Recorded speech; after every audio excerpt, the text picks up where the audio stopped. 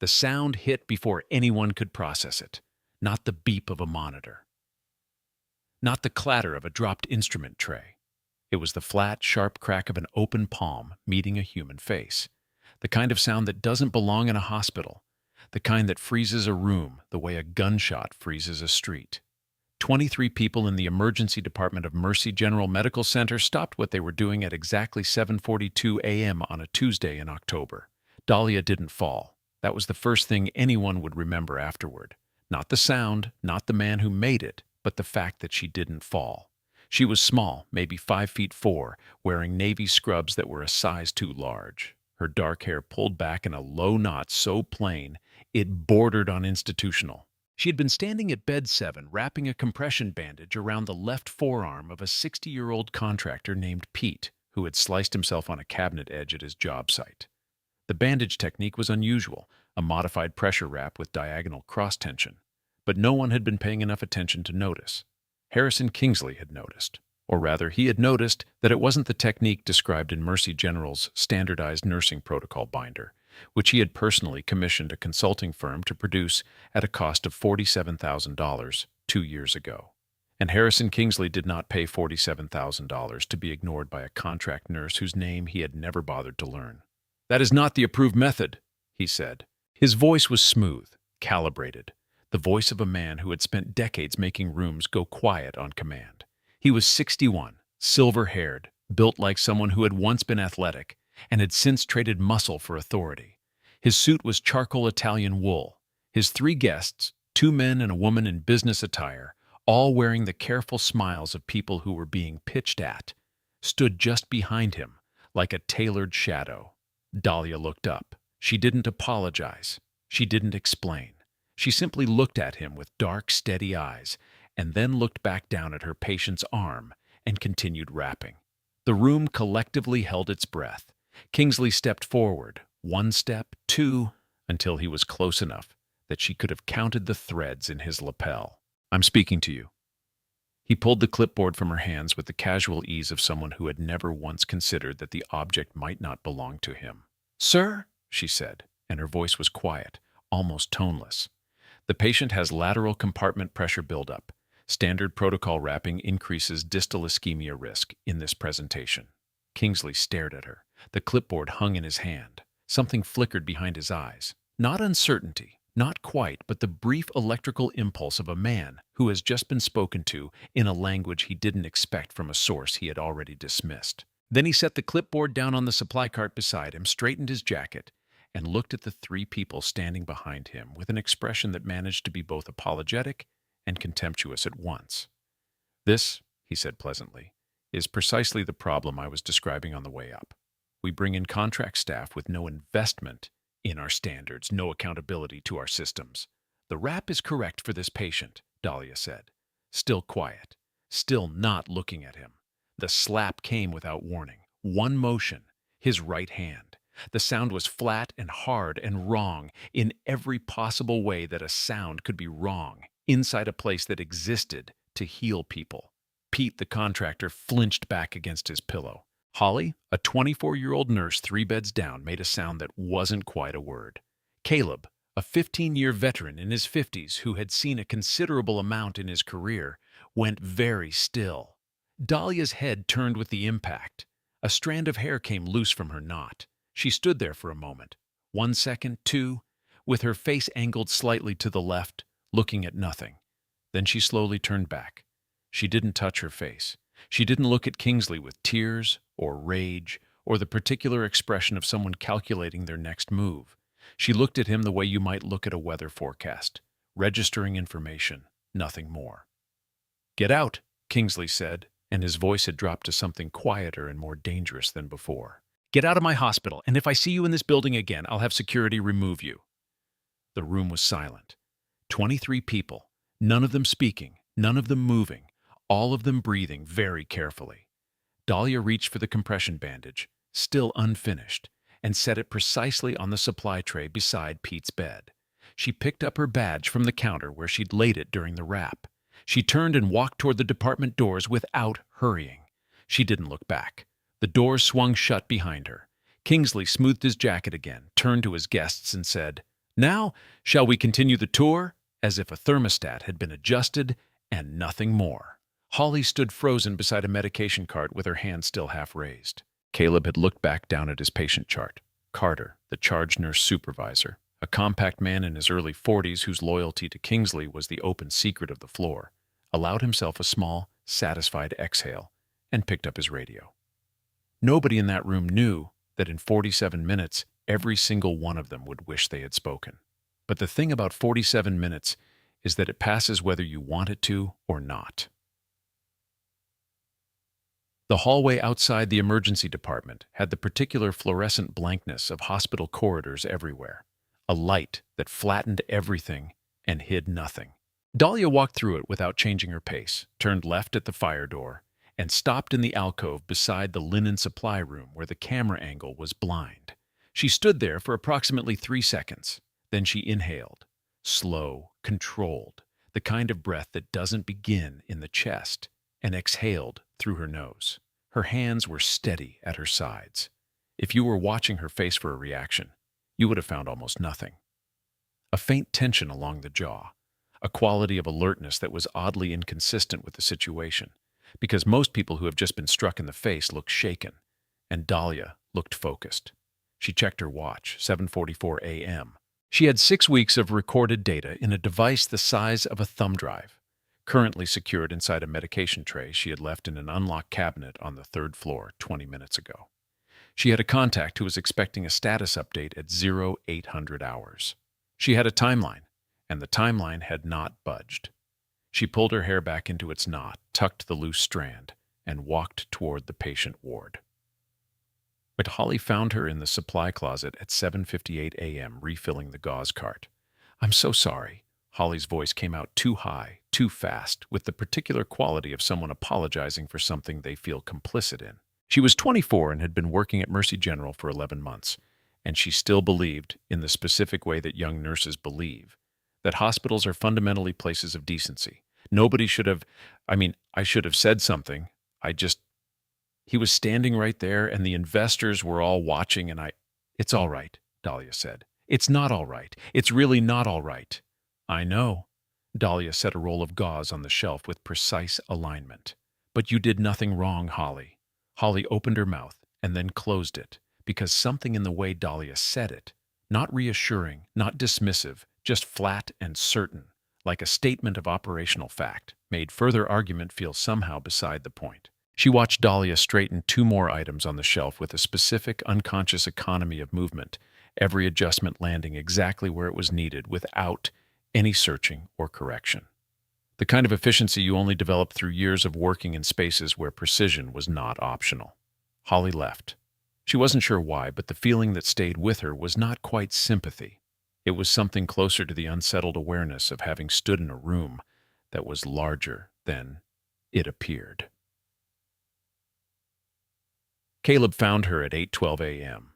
He didn't approach immediately. He had spent 15 years in nursing, the last 8 at Mercy General. And before that, he had spent time in places he didn't discuss, except occasionally when a patient came in with a particular kind of wound pattern or a particular kind of silence that recognized itself. He stood at the end of the corridor near the break room and watched Dahlia push the medication cart toward the patient ward with her head down and her pace steady. When she passed within 6 feet of him, he said, very quietly, "Bravo, Mike." 10 years?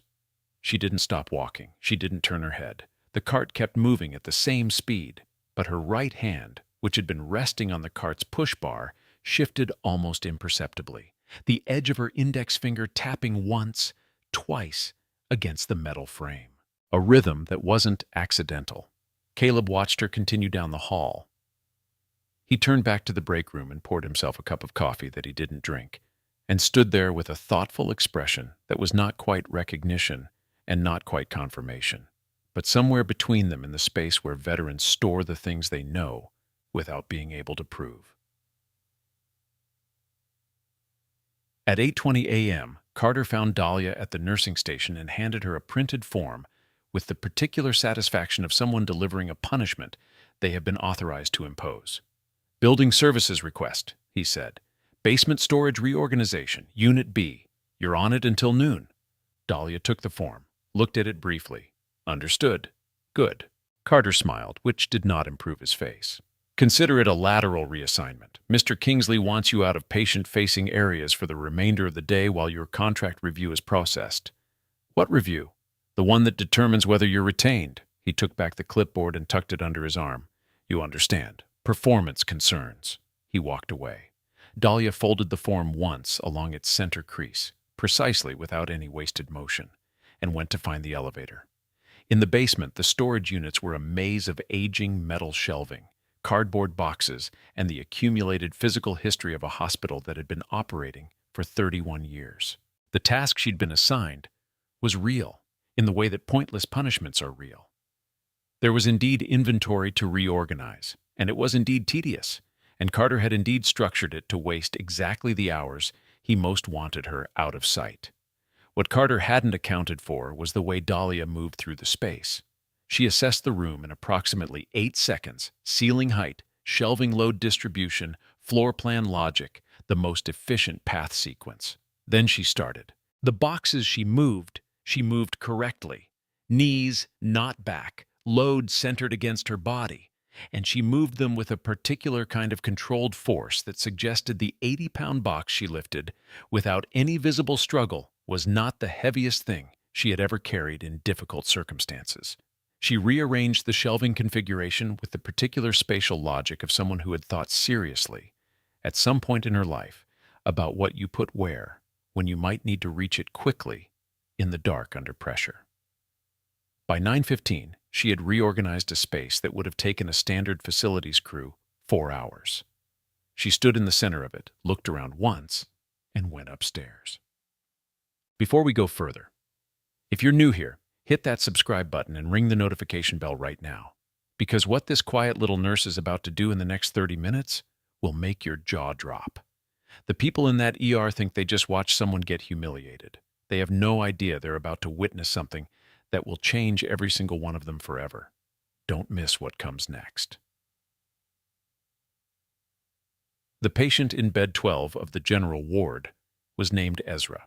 He was 68 years old, a former Army infantryman who had served 2 tours in Vietnam and 1 in the Gulf, and who had the particular quality of stillness that some veterans develop.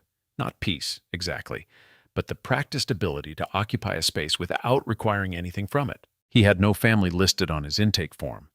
He had a knee replacement scheduled for the following morning, and a roommate who watched game shows at high volume, and whom he had not spoken to in the 2 days since his admission. Dahlia stopped at his bedside to check his pre-op chart at 9:22 a.m. She flipped through the pages, noted 2 medication interactions that weren't flagged, made a notation, and was about to move on when he said, without opening his eyes, "You're moving quieter than usual." She paused. "You notice that?" "Always notice." He opened his eyes, pale blue, clear despite his age. "Doc moved like that. My field doc, 1968. Never heard him coming either." He looked at her more carefully. "Sorry. I know you're a nurse." "It's all right," she said for the 2nd time that morning. But this time, something in her expression shifted. Not much, just a fraction, the way a door opens inward by a few inches and then stops. She looked at the medication interaction she'd noted, and then at the man who had spotted her the way veterans spot each other sometimes, across categories and decades and every disguise that time and circumstance can apply. "Your chart shows they're giving you metoprolol and verapamil concurrently before surgery," she said. "That combination puts pressure on your cardiac conduction system under general anesthesia. I'm going to flag it for your surgical team." Ezra studied her. "Most nurses don't catch that," he said. "Most people don't catch a lot of things," she said, and moved to the next chart. He watched her go. After a moment, he settled back against his pillow and said to himself quietly the word he had accidentally used before, "Doc," and did not correct it. Soak. At 9:47, Kingsley led his 3 investors through the pediatric ward with the confidence of a man who had memorized his own sales deck. The investors were Fiona, a sharp-eyed woman in her 50s who ran a healthcare equity fund out of Philadelphia, and 2 men named Russell and Grant who asked good questions and wrote down the answers with fountain pens. Blaine moved alongside Kingsley with the synchronized smoothness of a second shadow, fielding the technical questions, redirecting the uncomfortable ones, deploying numbers with the practiced ease of someone who had spent considerable time deciding which numbers to deploy. Our surgical outcomes data, Blaine was saying, sliding a tablet toward Fiona, reflects a 15% improvement over the regional benchmark for comparable institutions. Complication rates? Fiona asked. Trending favorably. We've implemented new post-operative monitoring protocols that... I'd like to see the raw numbers, Blaine smiled. Of course. We'll have the full data package to you by end of week.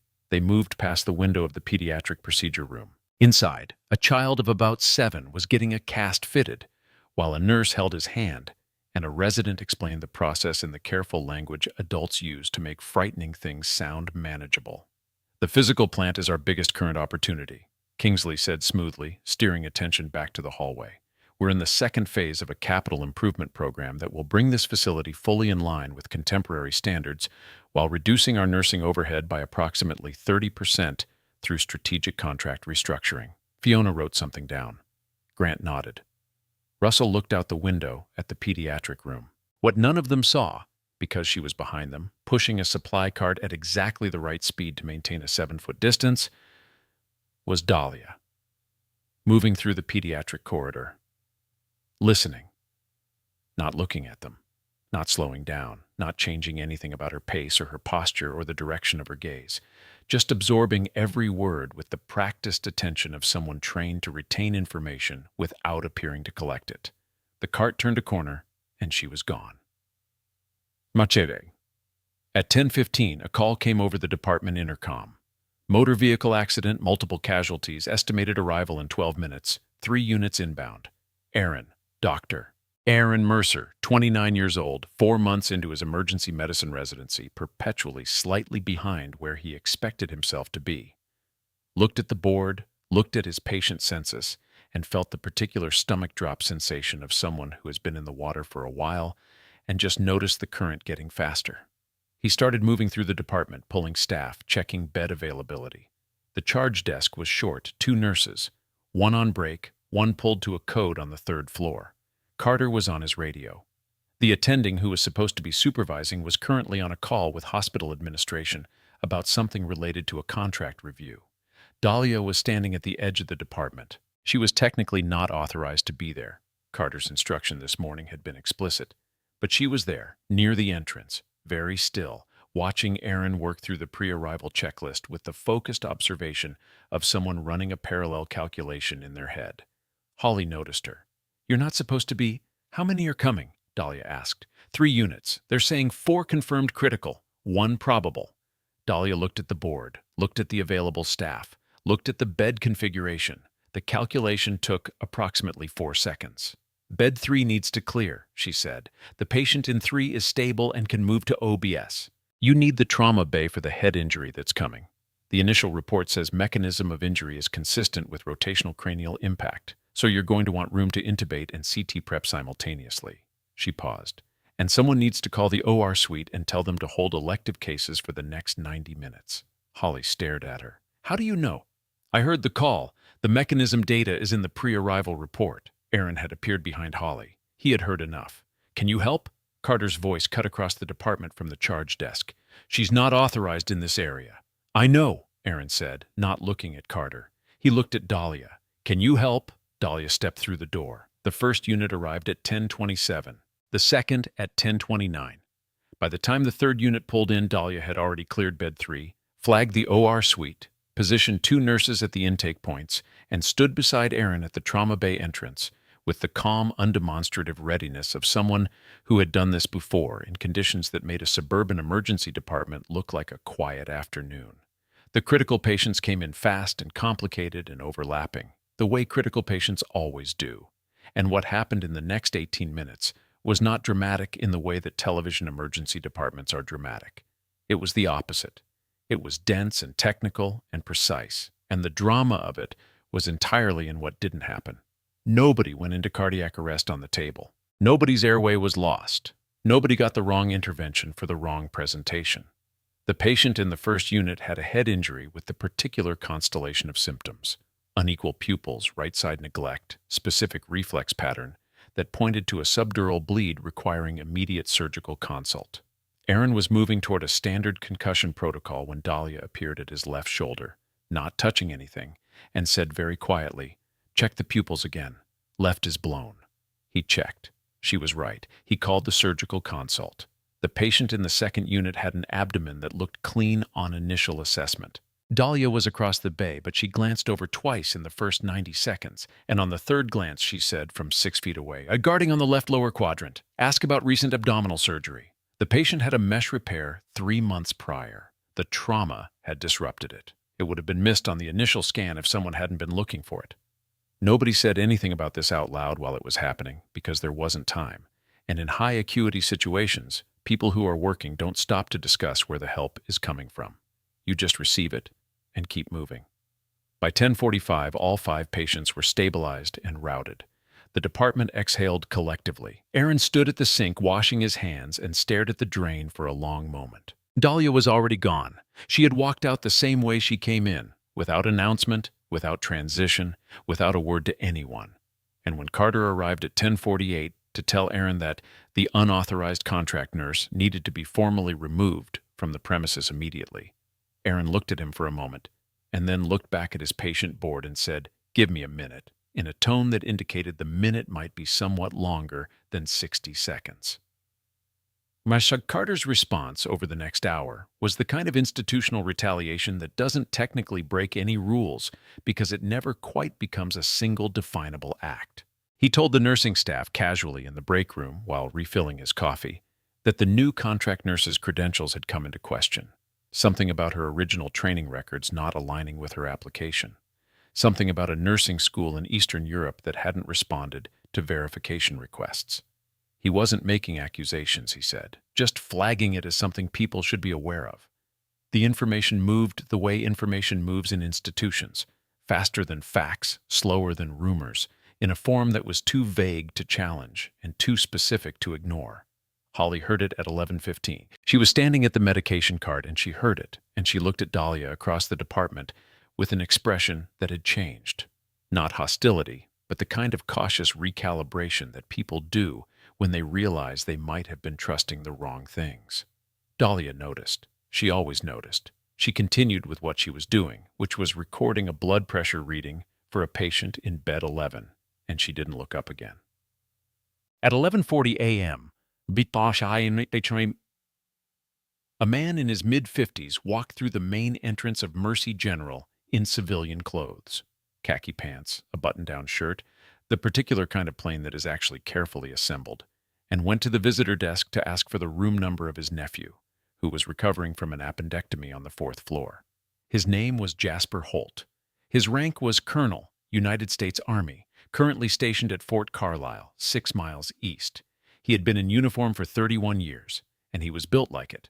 Straight-spined, wide-shouldered, with a face that had been weathered by the specific combination of outdoor light and sustained responsibility that ages a person differently than ordinary time. He got his nephew's room number and took the elevator to the 4th floor and spent 20 minutes visiting, which mostly consisted of his nephew complaining about the food and Jasper listening with the practiced patience of someone who has sat through a great deal of complaining in much worse conditions.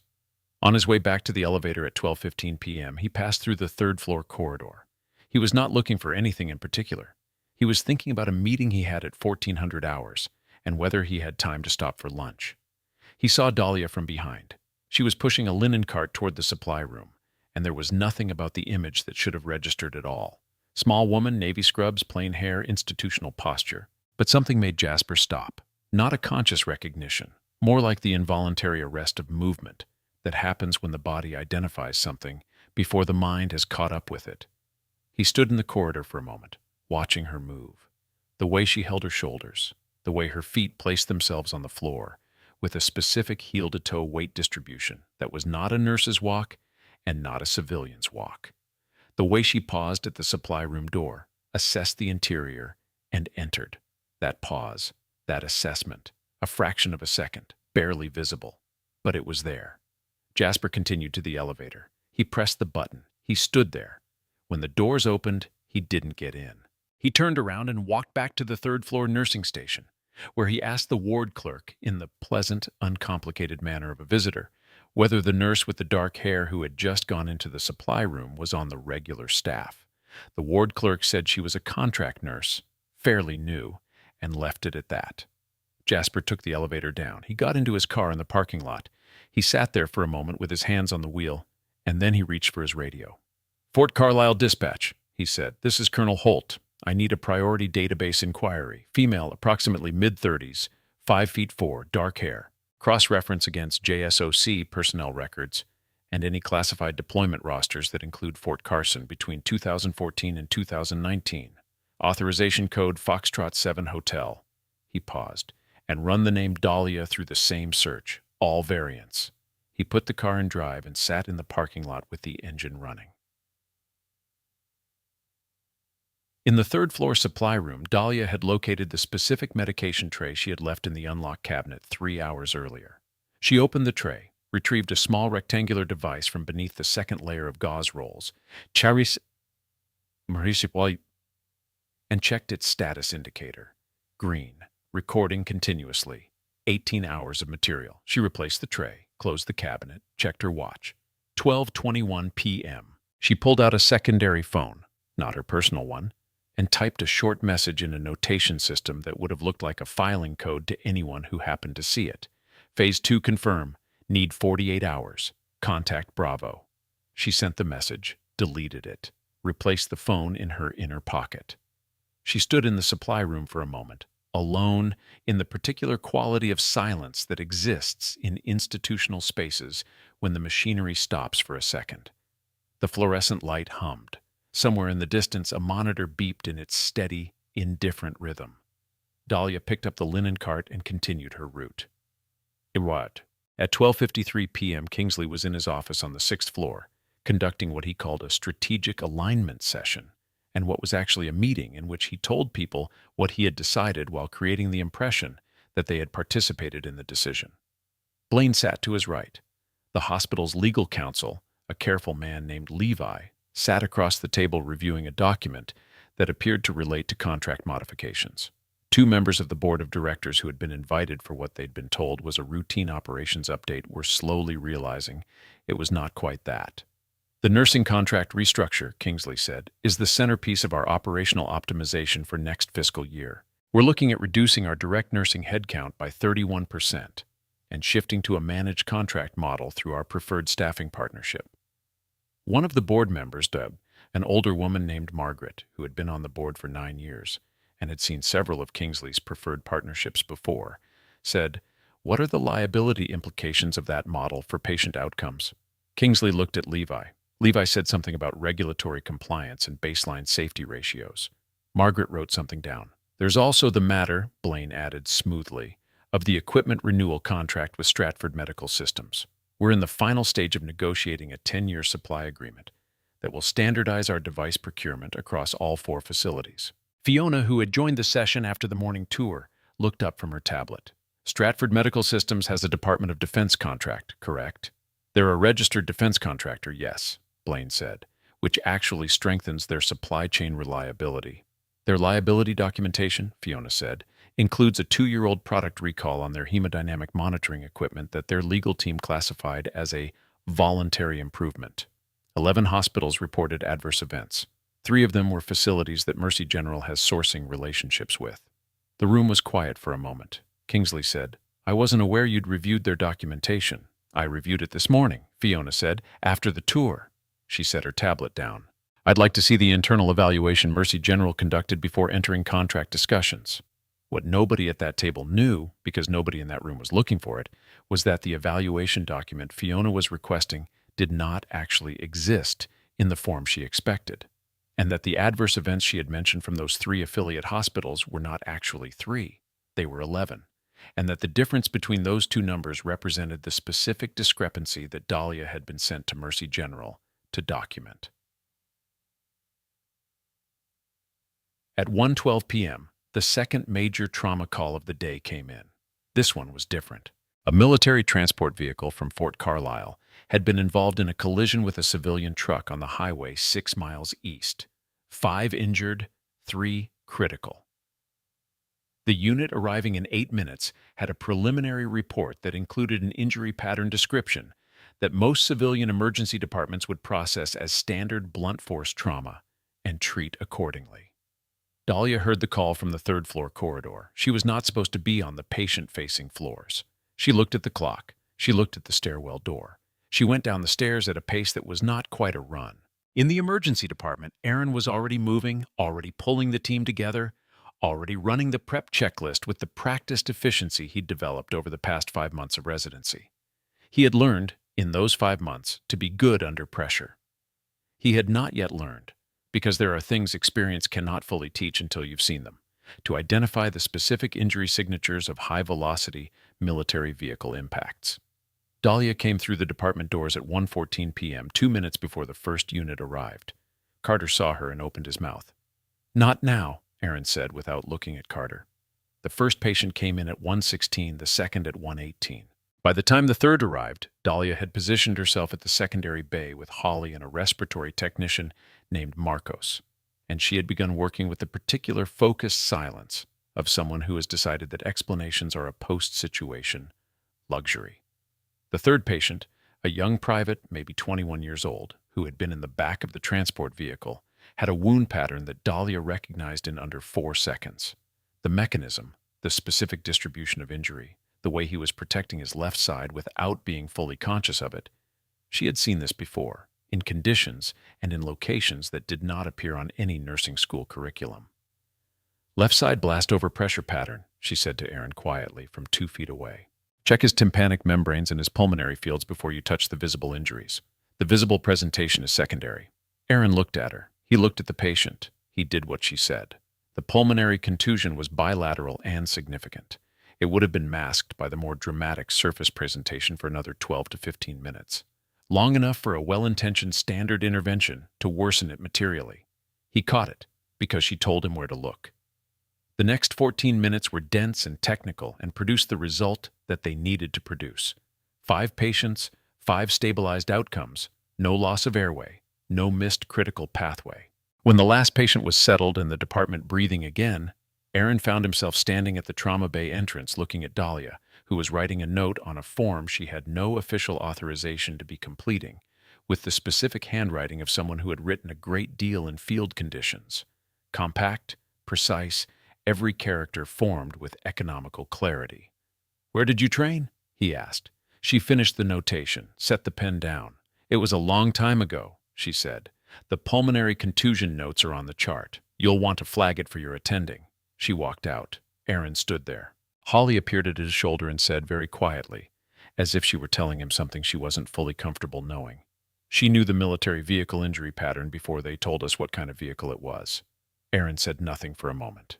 Then, "I know." Btch Carter's response this time was not casual break-room conversation. He went directly to the 6th floor. He knocked on Kingsley's office door, entered without being invited, and said, "The contract nurse is back in the department. I have it on record that she was explicitly removed from patient-facing areas, and she's been in there twice this afternoon running unauthorized interventions." Kingsley looked up from a document he was reviewing with Levi. His expression did something small and cold. "What's her contract status?" "Technically still active until the review board meets, which isn't until next week. Accelerated. Sir, if we process termination before the review board—" "I didn't say terminate. I said accelerate." Kingsley looked back at his document and pulled her access badge. "If she can't get through the security doors, we don't have to argue about where she is." Blaine, who was at the window looking at the parking lot, said without turning, "Her paperwork may be the issue anyway. I had legal look into it this morning. Her training documentation has some irregularities. Eastern European institution, possible credential discrepancy." Levi looked up briefly. "Do you want me to initiate a formal credential inquiry?" "Start the process," Kingsley said, "and get immigration services on the phone. I want to understand what our options are." Carter left the room and took the elevator back down. He did not notice, as he passed the 3rd-floor corridor on his way to the department, the door of the supply room opening behind him. He did not see Iris, Dr. Iris Kwan, head of emergency medicine, who had for 6 weeks managed the careful, bureaucratic performance of being head of a department without appearing to be complicit in anything, reach out and pull that supply room door closed with the deliberate care of someone who had been standing on the other side of it for approximately the past 4 minutes. "Dr. Mashi's still with us?" "Good. Because what just happened is only half the story. The real question isn't what Dahlia can do. The question is why she's been hiding it all this time, and the answer is going to hit harder than anything you've seen so far. Subscribe if you haven't, and make sure your notifications are on. The next 10 minutes are the ones you came here for. At 2:48 p.m., Iris found Dahlia in the small office off the medication room that the charge nurses used for documentation. Dahlia was filling out a patient observation log. Iris closed the door behind her, sat down across the desk, and for a moment neither of them said anything. "Colonel Holt called the department line 40 minutes ago," Iris said. Dahlia continued writing. "He didn't ask for you by name," Iris said. "He asked for the head of emergency medicine, and he said he was making a routine inquiry about a contract staff member. He was very professional about it." "He's good at professional," Dahlia said. "He identified himself, his rank, his unit." Dahlia set the pen down. She looked at Iris with the same level, diagnostic quality of attention she had been deploying all day on things that were not people. "What did you tell him?" "That the staff member in question was a routine contract hire whose background was being reviewed by administration." Iris paused. "He said, 'Thank you,' and hung up." The two women sat with that for a moment. "He recognized me," Dahlia said. "It wasn't a question. He would have, wouldn't he? He served with the unit before my deployment. He's seen the briefing materials." She picked up the pen again, then set it back down. "It complicates the next 48 hours. How much?" "I needed Kingsley to make his move on the Stratford contract before we had enough to close the financial chain. If Holt makes contact with the base intelligence office before I'm ready." She stopped, recalculated. It might actually work. Iris looked at her. "You're adjusting in real time." "That's the job." Iris stood. At the door, she paused with her hand on the handle and said, "Carter is moving to pull your access badge. Effective end of shift." "I know. You have until 5 p.m. "I know." Dahlia looked at the patient log she had been completing. "I need you to do something." "What?" "The security cameras in the emergency department. Routine maintenance cycle. Schedule it for 4:30 to 5:30 p.m. Iris studied her for a moment. "Routine maintenance," she said. "Yes." Iris left. Dahlia picked up the pen, finished the notation she had been writing, and placed the log in the outgoing documentation tray with absolute precision along its left edge. At 3:17 p.m., Seth Pryor, a local journalist who had been covering the healthcare industry for 7 years, and who had developed in that time a specific radar for the gap between institutional narrative and institutional reality, arrived at the hospital carrying a recorder and a press badge and the studied casualness of someone who has learned that the best way to gather information is to look like you're gathering different information. He had come to write a piece about the hospital's community health outreach program, which was generating positive press coverage, and which he suspected was serving, at least partially, as a reputational offset for something he hadn't yet identified. He introduced himself to the public relations coordinator on the first floor, accepted a cup of coffee, and settled in for what he fully expected to be a long afternoon of receiving information that was carefully true. He ran into Caleb in the cafeteria at 3:45 by what was not entirely coincidence. Seth had a network of sources in the city's healthcare system, and one of them had mentioned Caleb's name in the context of people who have been at Mercy General long enough to know where things actually are. They sat across from each other with trays of food that neither of them were particularly interested in, and Seth said, after some warm-up conversation, "There's been some interesting personnel activity in the ED lately. Anything you want to share off the record?" Caleb considered his coffee cup for a moment. "Off the record," he said, "there's a lot happening in this building that has nothing to do with the community health program." "Such as?" "Such as contracts." Caleb set down his cup. "Specifically the kind that benefit from keeping certain information out of the public record." Seth leaned forward slightly. "Stratford Medical Systems?" Caleb looked at him. "You've been doing your homework." "Trying to." "Don't follow the nurse," Caleb said, and his voice had changed. Flatter, more careful. The voice of someone choosing words like footsteps on uncertain ground. "Whatever you think is the story there, it isn't. Follow the money instead. Specifically, the equipment procurement records from the last 2 years, and why the adverse event log doesn't match what's being reported to the state health board." Seth wrote something. "And the nurse?" Caleb stood, picking up his tray. "That story writes itself," he said. "When it's ready. Not yet." He walked away. Seth sat alone in the cafeteria with his notebook and the distinct feeling of someone who has just been handed a thread and told, in the clearest possible terms, to pull it. At 4:03 p.m., Dahlia was in the east corridor of the third floor when she heard, through the closed door of the conference room adjacent to the nursing station, Kingsley's voice. She was supposed to be completing her medication documentation before her badge access was revoked. She had 11 minutes of useful time remaining. She looked at the conference room door, and then she did something that was not on her schedule. She slowed down. Slightly. Enough.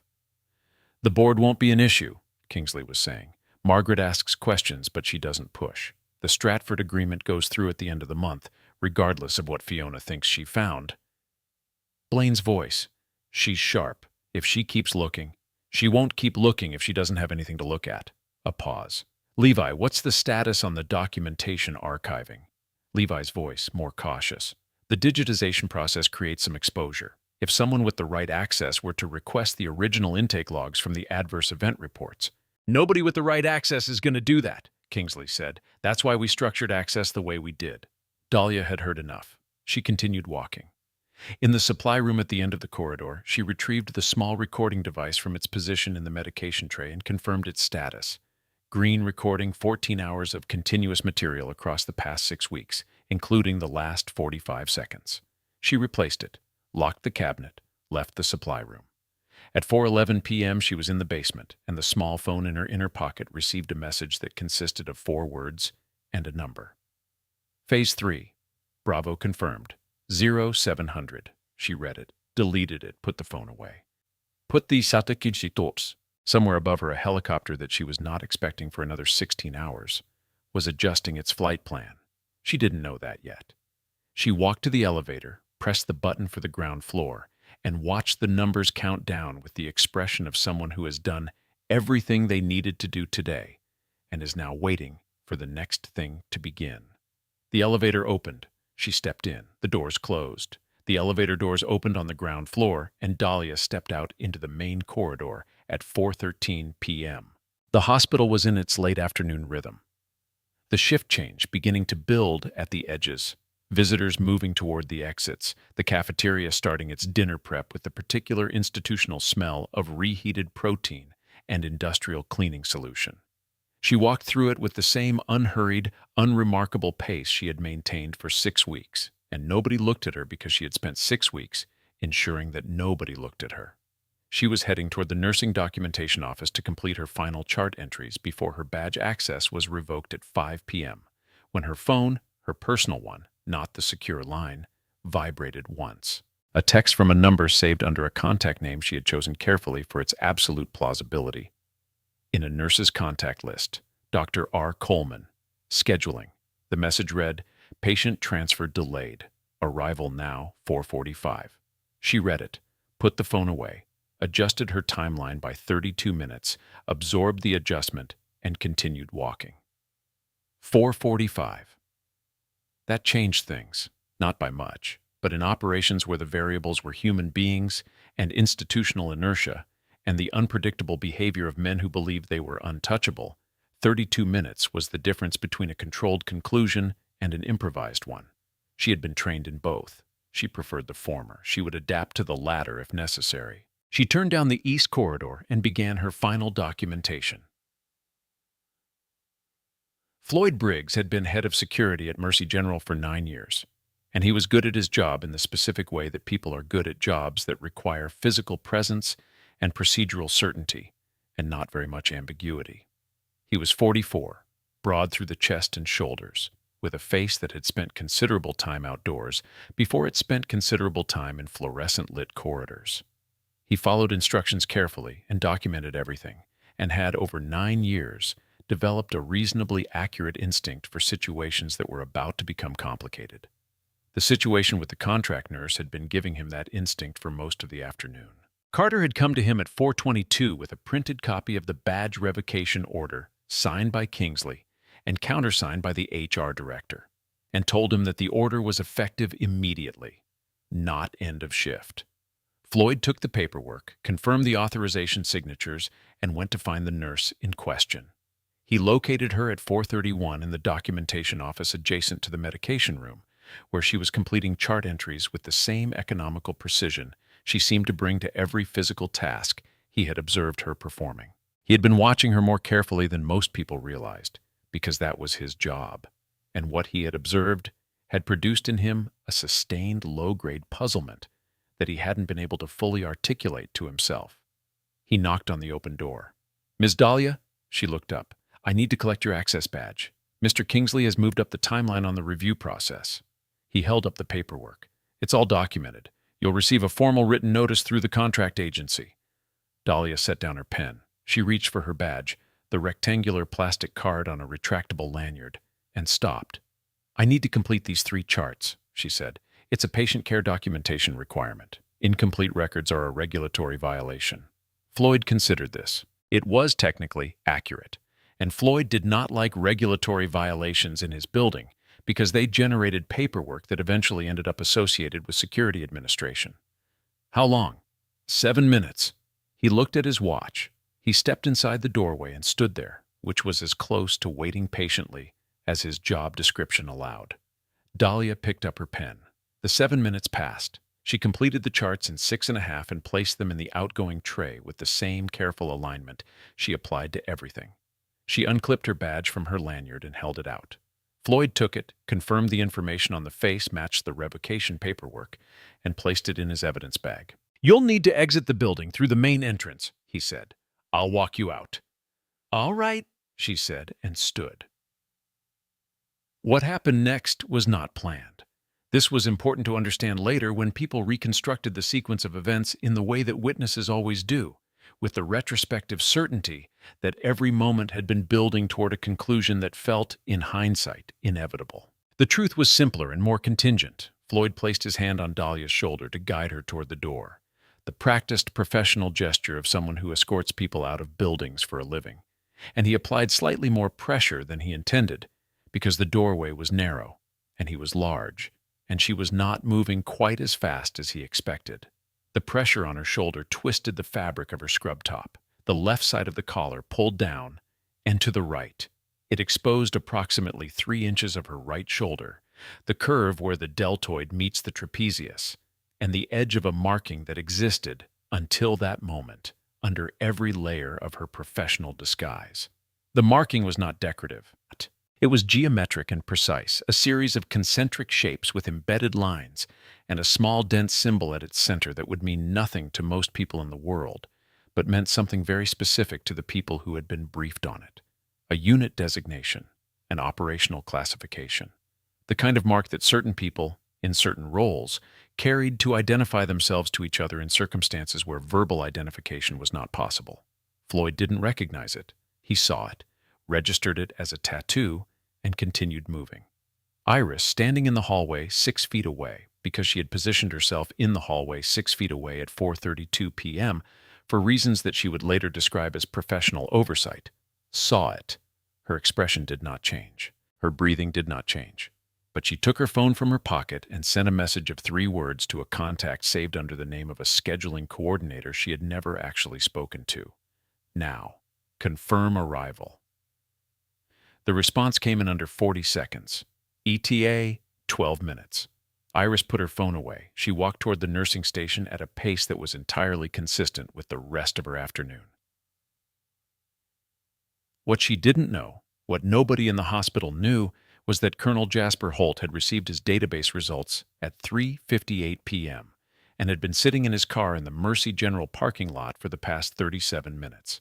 The results had come back flagged at the highest classification level he had clearance to access, which meant that he could see enough to understand what he was looking at, but not enough to understand all of it. What he could see was a personnel record, partial, redacted in the specific way that records are redacted when the person is not dead, but is supposed to appear unavailable, with a service history that began at Fort Carson in 2014, ran through 2 classified operational deployments, and ended with a notation he had seen once before in his career on a document he had not been supposed to read. Deep cover placement, duration, classified, contact protocol, Bravo 7. Below that, a photo. Standard military ID format, straight ahead, no expression. The woman in the photo had dark hair and dark eyes and a quality of stillness that the camera had managed, somehow, to capture accurately. Jasper had looked at the photo for a long time. Then he had called the base intelligence office and reported his location and his observation. And the base intelligence officer had said something brief.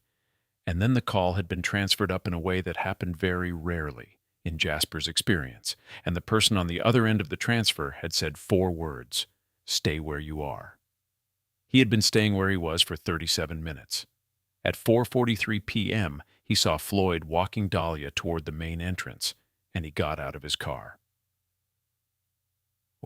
The main entrance of Mercy General had, at 4:43 p.m. on a Tuesday in October, approximately 16 people in it. Visitors arriving and departing, 2 orderlies with a wheelchair, a woman at the reception desk, a maintenance worker near the automatic doors, Seth Pryor at a chair near the entrance with his recorder running and his notebook open, and Fiona, who had been sitting in the lobby for the past hour reviewing documents on her tablet after excusing herself from Kingsley's 4th-floor meeting with the stated intention of making calls.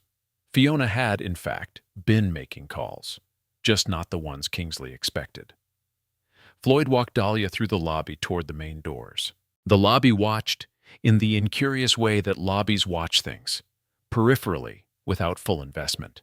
Fiona looked up, Seth looked up, the receptionist looked up and then back down at her screen. Kingsley came through the interior corridor at 4:44, Blaine beside him, Carter a step behind. He had come down to ensure the removal was properly witnessed and to say something to the investors, who he had not expected to still be in the lobby, about administrative efficiency and the challenges of managing contract staff. "Good," he said when he saw Floyd walking Dahlia toward the exit. He addressed this to Blaine and to no one in particular, in the tone of someone checking an item off a list.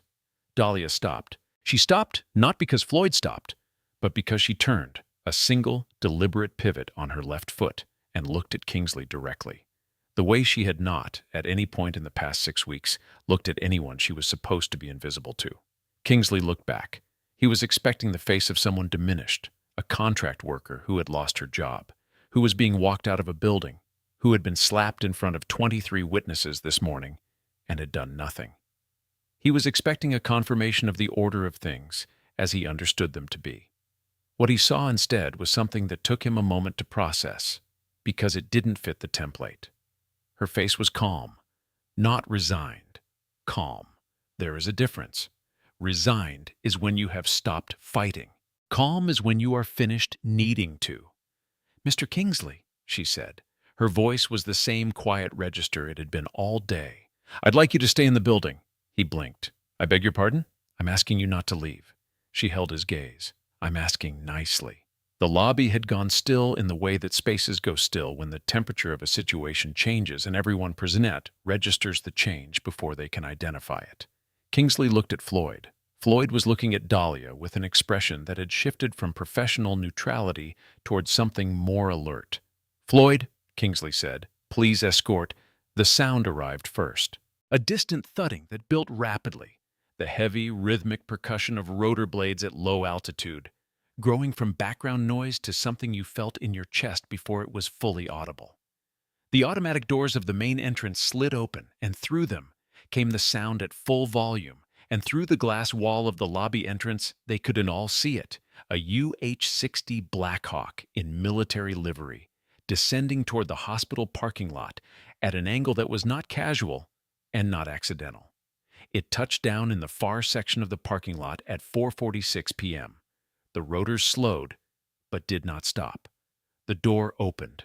Chuan Tung Raymond stepped out. He was in full uniform, Class A, not field dress, which told anyone who understood military protocol exactly what this visit was. You wore Class A when you were making a formal statement. 2 military police personnel followed him, and behind them 2 individuals in civilian suits who carried themselves with the particular contained authority of people who worked for agencies that preferred not to advertise their names. The lobby watched through the glass in absolute silence. Raymond walked across the parking lot toward the main entrance with the measured pace of a man who has never once hurried toward anything that wasn't on fire. He was 62, lean, with close-cropped gray hair, and the kind of face that had been looked at by a lot of people in difficult moments and had never offered them anything except clarity. He came through the main entrance. He stopped 3 feet inside the doors. He looked at the lobby. He looked at Floyd. He looked at Blaine. He looked at Kingsley. And then he looked at Dahlia. He brought his right hand to his forehead in a salute that was not the casual two-finger gesture of a man acknowledging a subordinate, but the full, formal, held position salute of a senior officer honoring someone to whom honor is owed. He held it for 3 full seconds. "Major," he said, "mission accomplished." The lobby made no sound at all. Dahlia returned the salute. Precise, correct, unhurried.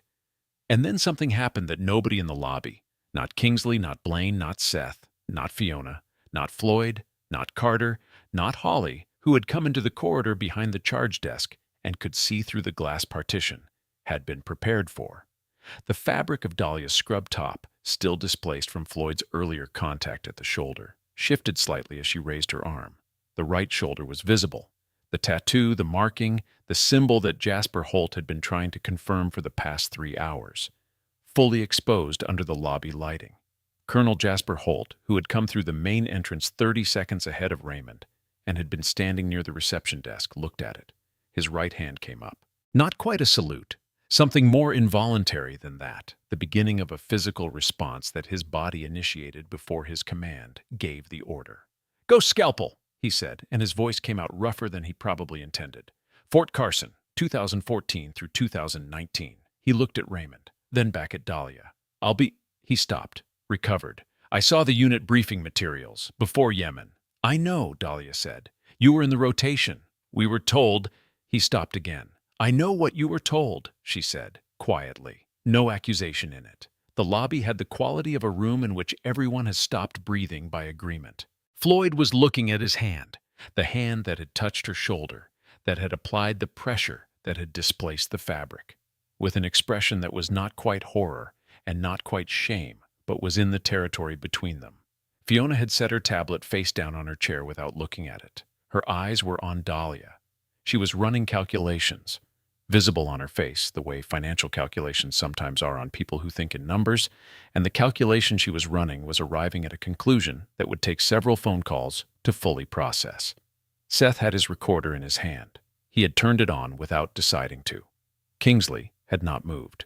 His face had undergone a series of transitions in the past 45 seconds, the particular visible process of a man whose understanding of his own situation is being revised in real time at a speed he cannot control. He looked at the soldiers. He looked at the 2 people in civilian suits. He looked at Dahlia. He sat down, not in a chair. He simply sat down on the edge of the reception desk because his legs had made a unilateral decision, and nobody stopped him because everyone in the room was occupied with their own version of the same recalibration. 18 months, Dahlia said. The lobby listened. $412 million in fraudulent defense procurement contracts. Stratford Medical Systems falsified adverse event reporting, 11 deaths classified as unrelated complications in facilities that share sourcing agreements with this hospital. She looked at Kingsley steadily. And the original whistleblower, a purchasing administrator named Gloria Reyes, who submitted an internal complaint 14 months ago, whose contract was terminated 48 hours after she filed it, whose subsequent job applications were systematically blacklisted through your HR network. Kingsley's mouth opened, closed. "I have 18 hours of recorded material," Dahlia said. 18 hours, starting 6 weeks ago and ending— She checked her watch. 11 minutes ago. From her inner pocket, she produced the recording device, small, rectangular, the size of a thumb drive, and placed it on the reception desk with a precise, unhurried movement. Raymond looked at the device, then at Kingsley, then at the 2 people in civilian suits who moved forward without being told. The next 20 minutes were, in the clinical sense, efficient. Levi, the hospital's legal counsel, arrived from the elevator at 4:52 p.m., took in the scene. Raymond's uniform, the MPs, the civilian investigators, Kingsley at the edge of the reception desk with the face of a man trying to find a version of this that still worked, and quietly asked one of the investigators whether his client had a right to counsel before any questioning. The investigator told him that was a very reasonable question, and that the answer was yes, and that the questioning would occur at a federal facility rather than a hospital lobby, and that he was welcome to accompany his client. Levi looked at Kingsley. Then he looked at the recording device on the reception desk. He closed his briefcase and said he would meet them there. The MPs approached Kingsley. The procedure was quiet and without theater. The restraints applied with professional brevity, the required language spoken at standard volume, the exit route through the lobby's side door arranged in advance. Kingsley walked. He didn't speak. The man who had filled rooms with the sound of his own authority all morning left through a side door in silence, and the lobby watched him go. Blaine had been standing very still against the wall near the corridor entrance for the past 4 minutes. One of the civilian investigators approached him with a card and told him that his cooperation was expected and would be documented and that his legal counsel should be contacted immediately. Blaine took the card with both hands, which were not entirely steady. Carter had disappeared. Nobody noticed immediately. When Floyd went to find him at 5:03 p.m., Carter was in the third-floor supply room, which he had accessed with his remaining badge credentials, apparently attempting to reach a cabinet that had already been emptied of what he was looking for. The MPs collected him without incident. Floyd came back to the lobby at 5:18 p.m. He found Dahlia near the main entrance, alone, standing with her hands at her sides, looking at nothing in particular. The lobby had mostly cleared. The civilians who had witnessed the events had been redirected or had left of their own accord. The investigators were managing the administrative transition in Kingsley's former office above. Raymond was in conference with Jasper in the room that had been the board of directors' waiting area. Floyd stopped in front of her. He was a large man and the lobby was spacious, and he still managed to look slightly smaller than he had an hour ago. "I didn't know," he said. "I know you didn't," she said. He stopped, looked at his hands. "When I put my hand on your shoulder, I shouldn't have done that regardless of—" "Floyd," her voice was even, not forgiving, exactly. Forgiveness implied a debt, and she wasn't in the business of debt. More like the acknowledgement of a fact. You followed documented orders and you did your job as you understood it. That's what you were supposed to do. He looked at her for a moment. "What do I do now?" "You'll be asked to give a statement," she said. "Tell them exactly what happened, in sequence, without editorializing. You'll be fine." He nodded. He started to leave, then stopped. "The investors," he said. "The woman, Fiona. She's been on her phone in the conference room for the past hour." "I know." "You know? She's the one who flagged the Stratford documentation to begin with," Dahlia said. "She came in with her own suspicions. That's partly why the timeline moved up." Floyd looked at her for a moment with the expression of someone reassessing the last 6 weeks from a new elevation. "You knew she was going to do that." "I thought she might," Dahlia said. "People who ask about adverse event rates are usually asking for a reason." He left. Dahlia looked out through the glass main entrance at the parking lot, where the Blackhawk sat with its rotors at idle in the October afternoon light.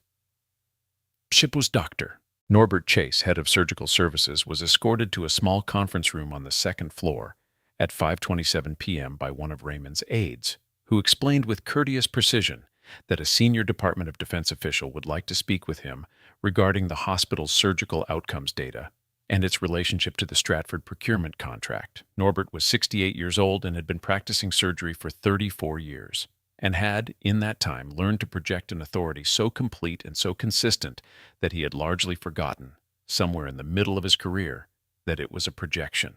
He sat down across from Raymond with his hands on the table and his spine straight, and the expression of a man who was prepared to explain, at whatever length was required, why what he had done was reasonable. Raymond placed a printed document on the table between them. It was a list: dates, patient names, procedure codes, outcome classifications. "These," Raymond said, "are 11 patients. 8 of them were treated with Stratford hemodynamic monitoring equipment at this facility between January 2022 and March 2024. 3 of them were treated at affiliate facilities. The adverse events in each case were classified as complications unrelated to equipment failure." He paused. This classification was incorrect in 9 of the 11 cases. Norbert looked at the document. His posture didn't change. His face changed, slowly, in the way that faces change when a person is trying to manage a recognition they had not expected to have to manage today.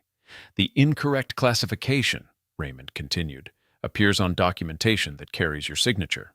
Norbert said nothing for a long moment. Then, "I'll need to speak with my attorney." "That's a very reasonable position," Raymond said. "We'll arrange it." He stood and left the conference room.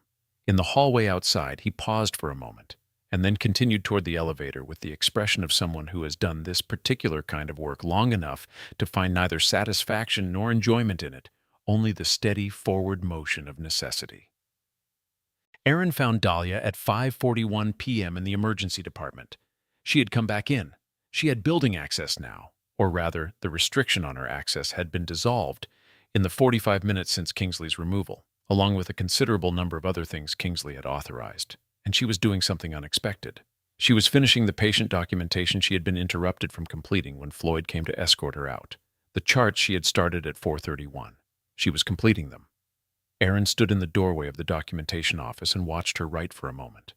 She wrote with the same compressed, efficient handwriting. Every character formed precisely. No wasted motion. "The private from the military transport," he said. "The bilateral pulmonary contusion," she continued writing. "He'll need the follow-up CT at 48 hours. Don't let the surgical team sign off on the chest clearance based on the initial scan." "I flagged it. Good." He was quiet for a moment. "Blast over pressure pattern," he said. "That's not in the civilian emergency medicine curriculum." "No," she said. "It's not. Where does someone learn to identify it?" She set down her pen and looked up at him. He was 29 and earnest, and had spent the past 4 months in a state of perpetual mild overwhelm, trying to become competent faster than the clinical environment was willing to slow down for him, and he had spent most of today doing something that was harder than competence. He had taken direction from an unexpected source, without fully understanding the source in real time, under pressure. That was a different skill. Most people had to fail several times before they learned it. "Kandahar," she said, 2017. She picked up her pen. "It was a difficult year." He was quiet for a moment. "I'm sorry," he said, "that you had to. I mean, all of it." "Don't be sorry," she said. "You did good work today." He looked like he wanted to say something else. He looked like there were approximately 47 more questions he wanted to ask. Instead, he said, "Thank you," in the voice of someone who means it across multiple meanings at once. She nodded. He left. She finished the chart, set it in the outgoing tray, and went to find Ezra. Babasund Ezra was being discharged. His nephew, a broad, quiet man in his 30s named Marcus, had arrived at 5:15 to take him home before his surgery the next morning, and the two of them were in the process of gathering Ezra's things with the particular methodical slowness of people who have had a lot of practice at hospital departures. The roommate with the game shows was absent for once. Dahlia appeared in the doorway. Ezra looked up. He looked at her for a moment, at her badge, now gone, at her navy scrubs, at the particular quality of her face in the late afternoon light through the window. And then he looked at the door behind her, where the distant sound of a military helicopter's idle rotors was still faintly audible. "Figured that was connected to you somehow," he said. "Most things today were," she said. Marcus looked between them, made the rapid social calculation of a man who understood that he was standing in a conversation that did not require him, and found a reason to be in the hallway. Ezra held out his hand. She took it. He held it for a moment. Not the grip of someone who wanted something, but the hold of someone who was placing something in her palm that had no physical weight. "My field doc," he said, 1968. I never knew his name, never saw his face after that night, but I knew what he did. He looked at her hand in his. "Some things you just know." "Yes," she said. "You did good here." He said it the way veterans say things, stripped of decoration, offered as fact. "Whatever you were actually doing, you did good." She squeezed his hand once and released it. She started to step back. "Doc," he said. She paused. "Don't let them put you somewhere quiet for too long. People like you, the world needs you moving." She looked at him for a moment with an expression that was not quite a smile, and not quite something else, but was in the territory between. Then she stepped back from the doorway and was gone. Ezra lowered his hand to the bed. He looked at the window. After a while, Marcus came back in and picked up the overnight bag, and Ezra stood carefully and followed his nephew toward the elevator without looking back. In the parking lot at 6:02 p.m., Caleb was leaning against the side of his car with his arms crossed and his face tilted toward the sky in the way of someone who is not looking at anything but is aware of everything. He heard Dahlia's footsteps before he saw her. "You knew from day one," she said. It wasn't an accusation. "Third day," he said. "You carried a medication tray up 3 flights of stairs instead of taking the service elevator. muscle distribution in your forearms, and the way you looked at the exit routes every time you entered a new room. He glanced at her. Old habit. Same. How long were you Bravo Mike? 7 years. 1 deployment, 2 long cover assignments. She looked at the helicopter. You? 8 years, before the knee went. He said it without self-pity, the way you'd say any fact about weather or geography. What I do now is what I can still do well. So, he shrugged, the patients here aren't nothing. No, she said. They're not. He was quiet for a moment. Then, the kid today, Aaron. He's good, she said. Yeah. Caleb looked at his shoes. He's green, but he's good. He takes direction without making it about him. That's harder than most people think. I know. You could have told him where you learned what you learned, in general terms. He'll figure it out, she said. The good ones always do. Caleb unfolded his arms and held out his hand. The handshake he offered was not a civilian handshake. It was the specific grip of people who have operated in the same vocabulary without ever meeting. She returned it exactly. Wherever they're sending you next, he said. Yeah, she said. He got in his car. She stood in the parking lot and watched him pull out, and then she turned back toward the building. Holly was waiting near the main entrance. She had been waiting for approximately 20 minutes, standing slightly to the side of the door, in the way of someone who isn't sure whether they're supposed to be there, holding a hospital-issue coffee cup with both hands, as if it were providing warmth on a night that wasn't cold. I wanted to, she started, and then stopped, because she had rehearsed this, and the rehearsed version suddenly seemed insufficient. I'm sorry. About this afternoon, when Carter said, You don't need to apologize, Dahlia said. I believed him. For about 40 minutes, I believed him. Holly looked at the cup. I should have trusted what I actually saw. What you saw was confusing, Dahlia said. That was by design. Still, Holly looked up. I shouldn't have let one person's story override everything I'd already observed. Dahlia looked at her. Remember that, she said, not as a lesson about today, as a practice. Trust what you observe. Go back to the direct evidence before you accept the narrative. She paused. That's good medicine, and it's good thinking. Holly absorbed this. Then, the generals. Is there a unit that... I'm asking whether... She stopped, took a breath. I'm asking whether the kind of work you do is something that can be applied for. Dahlia looked at her for a long moment. How old are you? 24. How long have you been a nurse? 11 months. Dahlia considered. Spend 3 more years here, she said. Get your trauma certification. Build the clinical base until it's reflex, not recall. And... She glanced toward where Raymond had been. Ask the general that question directly. He's still in the building. Holly blinked. I should just walk up to a general and ask? If you can't do that, Dahlia said, you can't do the job. Holly looked at the door. About. Then she squared her shoulders slightly, a small, unconscious adjustment towards something straighter, and went back inside. Dahlia watched her go. If this story got you, if you felt every single second of what just happened in that parking lot, drop a comment below. Tell us, did you see the twist coming? Share this with someone who needs to hear it today. And stay with us through the ending, because the final 60 seconds are going to leave you with a question that'll keep you up tonight. Raymond was in the former board waiting area with Jasper and Iris and 2 of his aides, working through the procedural handoff with the efficiency of someone who does not leave logistics to chance. When Dahlia came in, the room rearranged itself around her arrival in the specific way that rooms do when someone of operational significance enters. Not deference exactly, but a reorientation of attention. Raymond looked at her. The recording device has been handed to the JAG investigators, he said. They're requesting a formal debrief at the base at 0700 hours tomorrow. Understood? Fiona. He glanced at one of his aides. Has already provided a separate statement to the civilian investigators regarding the Stratford documentation. Her fund is initiating a full audit of the procurement chain. He paused. The adverse event discrepancy you identified, the gap between 3 and 11 cases, and that's the thread that opens the wider contract fraud investigation. Gloria Reyes, Dahlia said. We have her contact information. She'll be notified tonight. Iris, who had been standing near the window with her hands clasped, and the expression of someone who has been holding a considerable amount of information in place for a very long time, exhaled slowly. The board is meeting tomorrow morning, she said. Emergency session. I've been asked to serve as interim administrator pending the full review. She looked at Dahlia. I'm going to need the full documentation protocol for everything you flagged in the last 6 weeks. It's in the device, Dahlia said, and there's a duplicate set in the secure file that your contact at the base intelligence office already has access to. She looked at Iris steadily. You know what to do with it. I do, Iris said. Raymond reached into the breast pocket of his uniform and produced a folded document, a single page, sealed with a classification marking that most people in the room were not cleared to read. He held it out. Dahlia took it, unfolded it, read it. She refolded it and put it in her pocket. Thank you, sir. Major.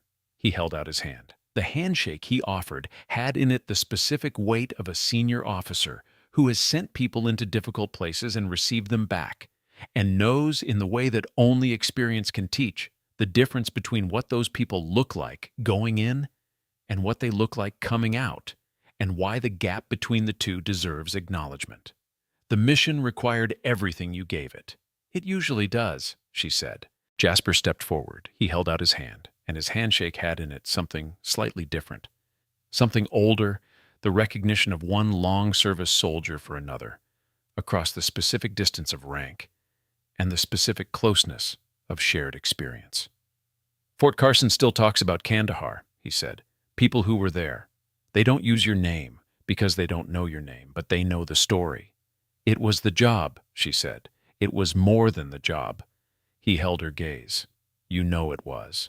She said nothing, but she didn't disagree.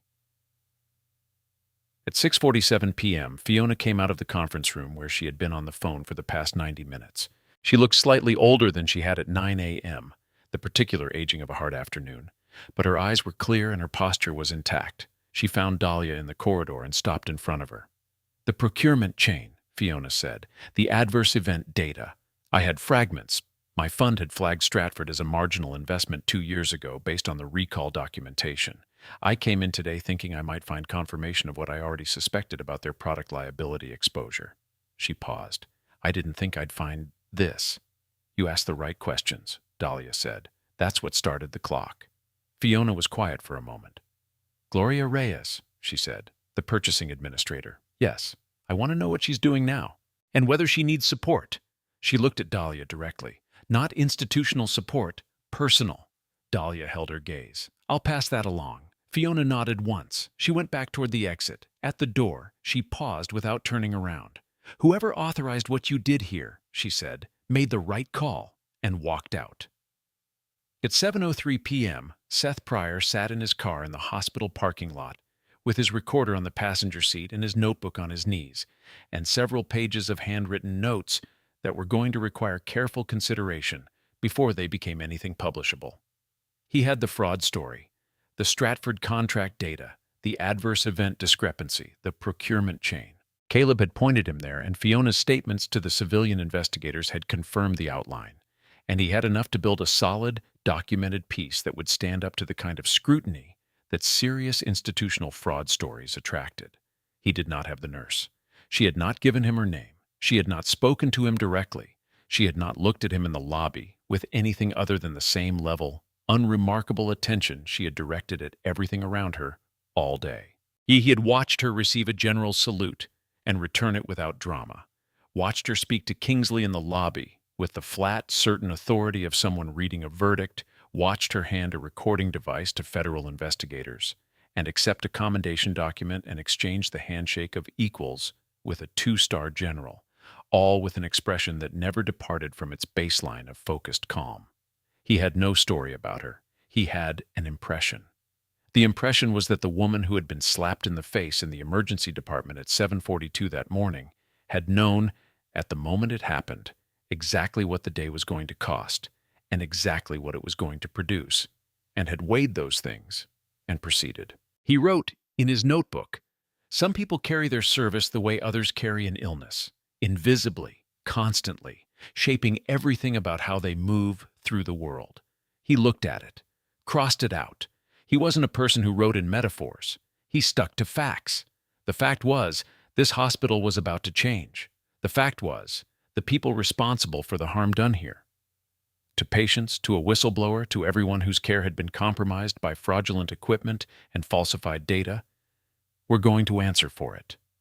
The fact was, one woman with a recording device and 6 weeks of patience had made that possible. He picked up his recorder, turned it off, drove home. At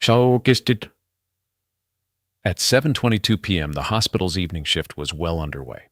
The day's events had produced the specific kind of institutional turbulence that settles into a buzzing, uncertain quiet. People doing their jobs with greater care than usual, conversations conducted at slightly lower volume, the particular atmosphere of a building that has been shaken and is now finding its level again. The emergency department was running clean. Aaron was on his second patient of the evening shift, a chest pain presentation that he was working through methodically, flag by flag, in the way he had watched someone else work through 5 critical cases that morning. Holly was at the medication cart with the expression of someone who is paying more attention than usual, which she would maintain for the rest of her shift and, with some variation, for the rest of her career. Caleb had finished his documentation and clocked out and driven home, where he would spend a quiet evening, not telling his wife any of the specifics of what had happened today, which was not unusual. And she would watch him be quieter than normal and understand without asking that it was the good kind of quiet. On the 4th floor, Ezra's room had a new occupant, a 40-year-old with a broken radius from a construction accident, who found the television remote immediately and turned it to a news channel. The game show roommate was getting discharged the following morning. Shock. Dahlia was in the women's locker room at 7:31 p.m. She opened her locker, the narrow metal rectangle that had held for 6 weeks only what a contract nurse needed to hold: a change of street clothes, a small bag of personal items, a lock she had brought from outside because the hospital-issued locks were flimsy. She changed out of her scrubs without hurrying. She folded them and placed them on the bench. She took the nurse's badge off the hook where she had placed it. Carter had handed it back to her at 5:47 p.m. as part of the access restoration process, and she had accepted it without comment and set it flat on the bench beside the folded scrubs. She looked at it for a moment. 6 weeks of what it represented. The weight of being invisible when you were not invisible. The weight of being dismissed when you were not dismissible. The particular discipline of remaining exactly as small as the situation required while carrying something much larger. She put on her street clothes, plain, dark, the same calibrated ordinariness she applied to every choice she made in cover. She slung her bag over her shoulder. The secure phone in her pocket vibrated. She took it out. Bravo 7, active, coordinates follow, report in 36 hours. Below the text, a set of coordinates that she memorized in approximately 4 seconds and then confirmed against the reference point she kept stored in a different part of her memory. The way you keep emergency routes stored, accessed rarely, never lost. She deleted the message, pocketed the phone. She looked at the locker one more time, closed it, did not look back. Holly intercepted her at the corridor junction between the locker room and the main exit. She had clearly been waiting, and the expression on her face had the quality of someone who has spent the past 40 minutes working up to something and is going to do it before the opportunity closes. "I asked him," she said. Dahlia stopped. "You asked the general." I walked into the room where he was finishing up, and I said, "Sir, I have a question about career paths in military medicine." And then I asked. Holly looked slightly stunned at herself. He said, she stopped. He said I should speak to someone at the Army Medical Department recruiting office, and he gave me a card. And then he said, "The woman you're asking about will tell you the same thing I just did. She always tells people the right thing." And then he went back to his meeting. Dahlia looked at her. "Good," she said. "That's it? Just good? You did the hard part. The rest is logistics." Holly looked at her. The plain clothes, the bag, the complete absence of the badge that had been her institutional identity for 6 weeks. "You're leaving? Yes? Now? Yes." Holly opened her mouth, closed it, opened it again. "Is there anything I can—" "Take the trauma certification course," Dahlia said. "The one at Mercy General's partner institution. It runs in February and April. The April session is better. Different instructor, more clinical hours." She looked at Holly steadily. "And trust what you observe. We already covered that." "We did," Holly said. "I haven't forgotten." Dahlia walked past her toward the main exit. At the door, she paused. She didn't turn around. She said, at standard volume, "You're going to be good at it, whichever version you choose." Then she went through the door. Btch. The parking lot was quieter than it had been. The Black Hawk was still there. Rotors now stopped, the crew conducting post-mission checks in the evening chill. The parking lot lights had come on in the early dark of October, throwing yellow circles on the asphalt, and the hospital's main entrance behind her was lit and operational and already, somehow, different in the quality that buildings acquire when the thing that was wrong in them has been named. Raymond was standing near the helicopter, finishing a call. He saw her coming and finished the call. "The debrief is 0700, he said. "I'll be there." He looked at her for a moment, the assessment of a commanding officer who is trying to be honest with himself about what he is seeing. "How are you?" he said. It was not a perfunctory question. He asked it in the specific way of people who have sent others into sustained difficulty and want to know, need to know, what came back. She considered it the way she considered everything, accurately. "Ready for what's next?" she said. "That's not what I asked." She looked at him. "I know." He held her gaze. The mission required 6 weeks of sustained cover in a high-exposure, institutional environment, he said. "That's a specific kind of sustained effort. It has effects." "Yes," she said. And I know what the effects are," she said. "And I know how to manage them. And I will." She paused. "The next mission is 36 hours out." He looked at her for a long moment. Then he nodded, once, in the particular way of a senior officer who trusts his people to know themselves and also watches them carefully for the moments when self-knowledge fails. "The debrief will include a medical evaluation," he said. "Standard protocol. I know the protocol." "Good." He held out his hand one more time. This handshake was slightly different from the earlier one. Shorter, more private, less formal. The handshake of a commanding officer who is also in some carefully maintained compartment of professional life, someone who has observed this particular person long enough to have developed something adjacent to concern. 36 hours, Major." "Yes, sir." She walked to the far end of the parking lot. She had a car there, a rental, nondescript, registered under a name associated with her cover identity, which would be returned to the agency and closed out through standard administrative channels. She unlocked it, put her bag in the back, got in. She sat for a moment with her hands on the wheel. Not collecting herself, she was already collected, but in the specific pause of someone moving between one state and the next, acknowledging the transition before crossing it. Then she put the car in drive and pulled out of the parking lot of Mercy General Medical Center without looking back at it, and the hospital disappeared in her rearview mirror as she turned onto the main road, and the October evening closed around the ordinary dark of a drive towards something that had not started yet. Sec at 9:44 p.m., Colonel Jasper Holt sat at his desk at Fort Carlisle. On his monitor was a file. The classification header was red and carried the code he had been authorized to access since the base intelligence officer had upgraded his clearance level at 1700 hours. The file was not long. Classification documents rarely are. They carry only what is necessary and no more. Subject, Dahlia. JSOC personnel record. Partially declassified for operational review. Service history, Fort Carson, 2014 through 2019. Combat deployment, 2 operational theaters. Long cover assignment, duration classified. Operational designation, Ghost Scalpel. Specialization. Combat surgical medicine, intelligence integration, extended undercover placement. Commendations. 3. 2 classified, 1 partially visible. A notation beside a date in 2017 that read, Kandahar Province, Sector 7. Extraction under direct fire conditions. Personnel recovered, 9. Personnel lost, 0. Personal injuries sustained. 3. Return to active status at own insistence within 48 hours. Below that, a photo, the same one he had looked at in the parking lot that afternoon. He looked at it now, in his office, in the quiet of a military base at night, with the particular quality of attention that soldiers give to the faces of people who have done the things that most people cannot imagine doing, and have continued afterward to get up and do the next thing. He closed the file. He looked at his window, the dark outside, the light reflecting back, the base grounds beyond.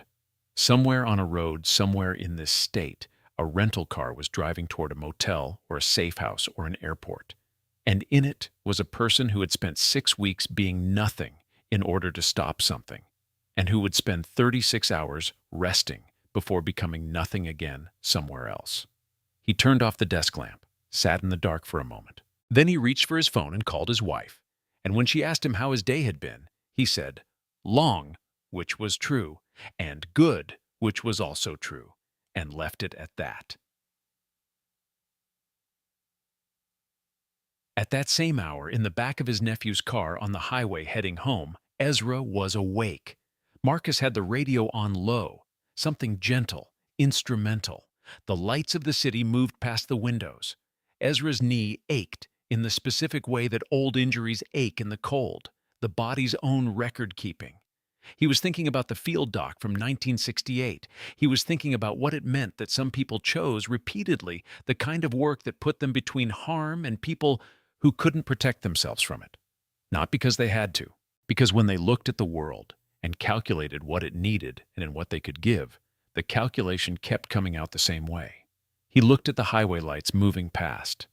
There are soldiers who never truly leave the field, he thought. They just change what they're wearing. He said it out loud, quietly, to nobody in particular. Marcus glanced in the rearview mirror. "You say something, Uncle Ezra?" "Nothing," Ezra said. "Just thinking." He looked back at the lights. After a while, he closed his eyes. His knee ached, and the radio played something low and steady. And somewhere on a different road, moving in a different direction, a person who had gone 6 weeks without being called by her real name or her real rank or her real designation was driving through the same October night, carrying the same October dark, already thinking about the next thing that needed doing. Exactly the way she always had, exactly the way she always would.